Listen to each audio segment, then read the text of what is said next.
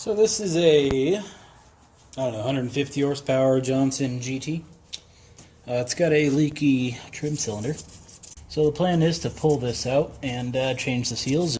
So to neutralize the hydraulic pressure inside of this thing, it says to have these all in down position and then operate them just so they're about to start to stick up. Which I suppose will be right about there. So let's see how this works. I have my tilt cylinder tool here. The old breaker bar. Well, it's not actually a breaker bar, it's actually just a big ratchet, but same thing, right? And then we're going to unscrew it. Hope it doesn't blow up in our face.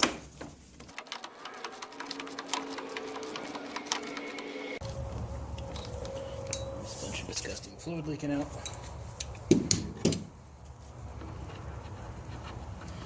Now you are supposed to pull the inner valve for this to allow it to be able to vent so you can pull it out.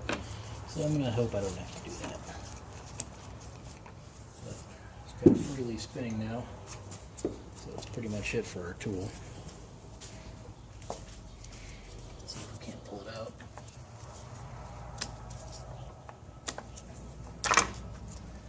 Well, there's the end cap. Not much to it.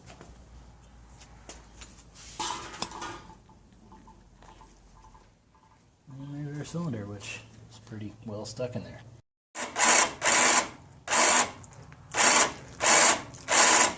Hey, whatever works, right?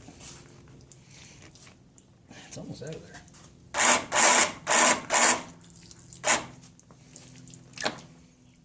Who needs a valve?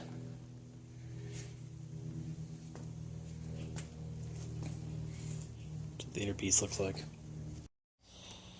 Now that little metal ring on the outside, it's called the trim sleeve. To get that out, you also need a special tool. This thing. So, theory. Now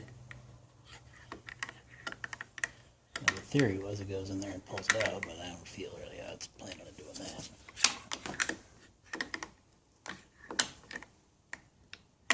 No, this thing. And that's pretty much it for our tilt cylinder. So now we just change the seals, put it back together, and hope it works. So here are our parts. No real rust, pitting, scoring, or any real damage. So I'm going to go ahead and continue with the repair here. Going to need a kit, which is this guy. Get all those off to the side a little. And we're losing parts. They're not really that expensive, so, that's good. There's a lot of stuff in here we're not going to use. At least not now. Eventually we'll probably replace all the stuff in one of these, but for now we're just doing the trim. So now we just got to compare and contrast what kind of parts we're going to need. There is a seal, it looks like, for the top. Maybe. Maybe not. Probably not. That one. Let's just start taking out our rings and comparing. Let's do the easy one first, shall we?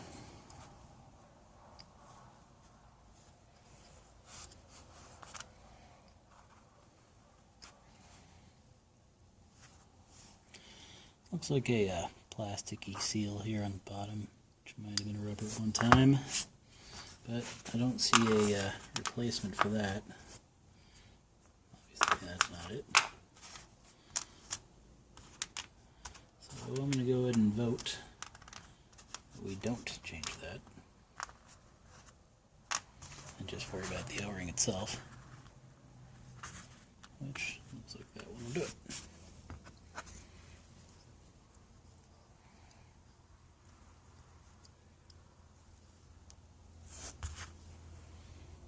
And the old O-ring was a little more flat than that one, filled it in a little bit better.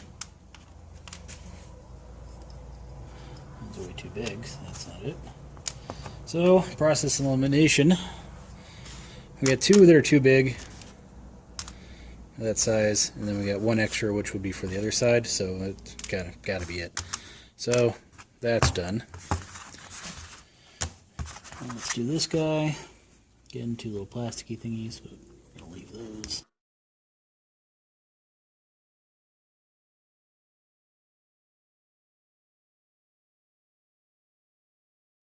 Well, we ain't got no O-ring looks anywhere like that, anything like that. So that's interesting. Let me go consult the part manual and see what's going on.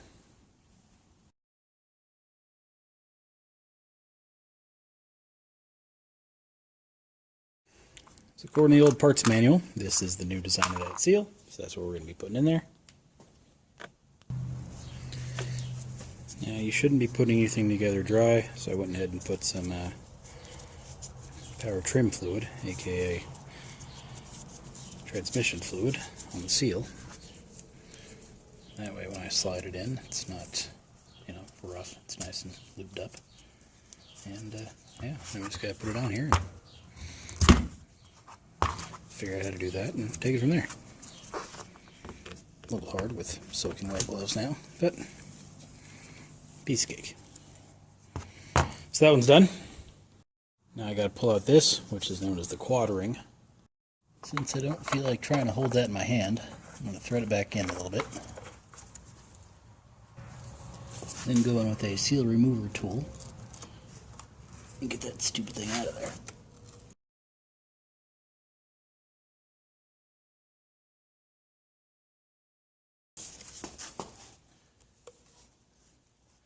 It's where a third hand would really pay off. You know what I mean? Alright, that thing's out of there. Now there is another O-ring inside of the thing. Gotta pry that out. Perfect. That just rolled away. I've recovered and cleaned it. Had to do a glove change because I was picking it up off the floor. Thus my gloves got all dirty. And now I need to carefully force this thing back into there. This is a new one, mind you. At least I hope.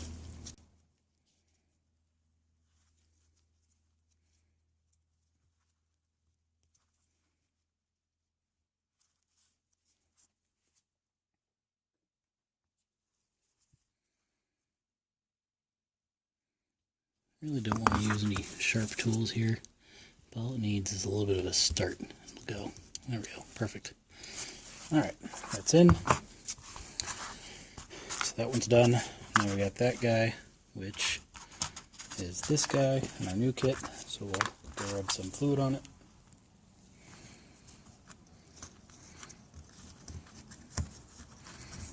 And put it back in.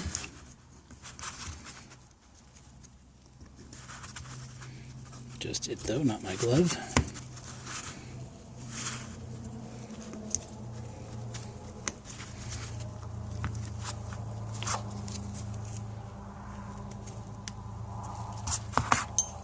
Perfect. Now we got an outer O-ring.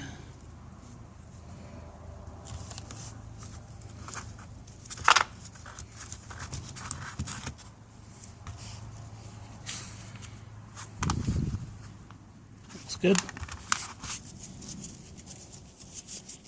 Rely on the fluid in my gloves to lube that one up.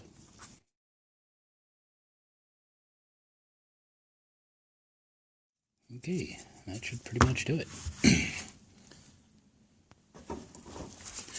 Just poured some fluid all over this thing. Get it ready for the reinsertion, which is working extremely well so far. Perfect.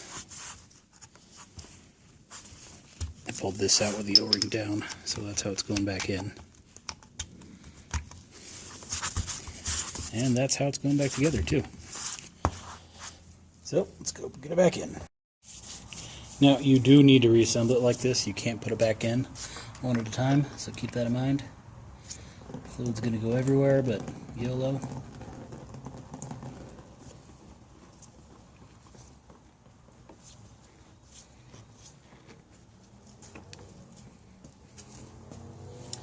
Now in theory, fluid should go where it needs to go.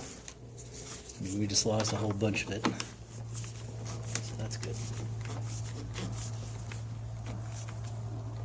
And we are fighting fluid here too, so keep that in mind. I have to recheck this torque specs after we get it in there.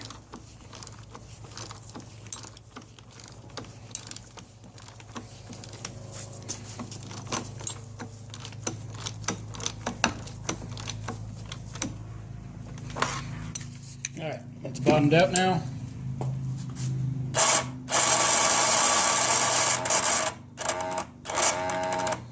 So, now that that's back to where it should be, we can get a yield torque wrench and torque it back to where it needs to be. Torque settings for this says 50 to 60 inch-pounds. I have it set closer to 60, about 58, because I'm using an adapter to go from the 3/8 to the 1/2 inch. So I'm going to lose some pressure there, I think. So 60 should do fine.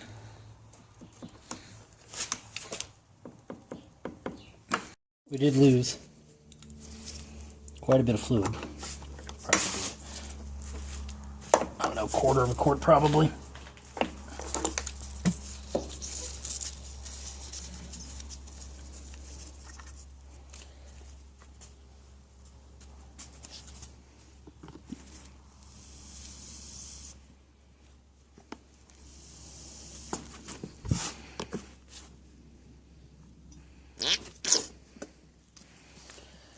Nope, it's blurping out right there, so we'll leave it at that. We'll cycle it up and down a few times, and then try again.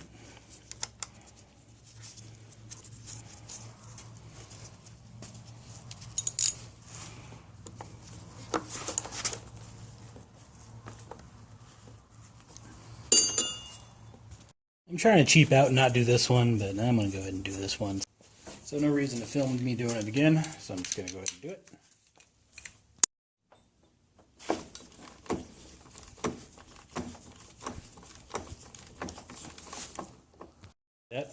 We have a lot of air inside of this thing. So now I just need to cycle it up and down, I don't know, 10 times or so.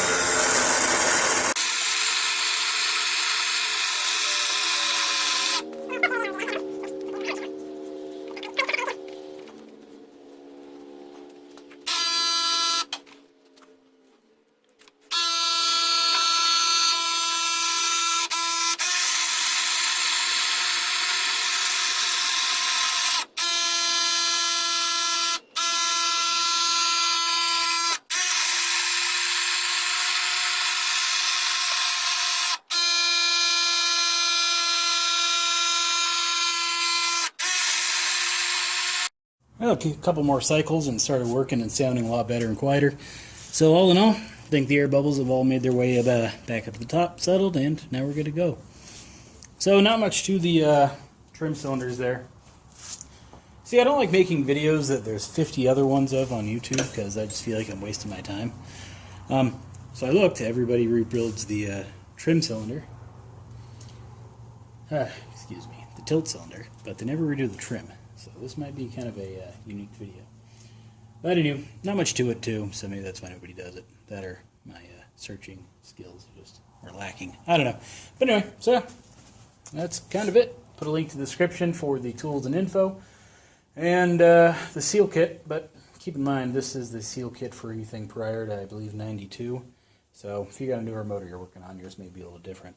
Also, they did change the tools a little bit.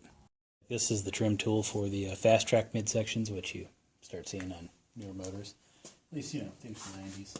Now, if you're curious, because I kind of am right now, because I never actually have the tools, two tools side by side.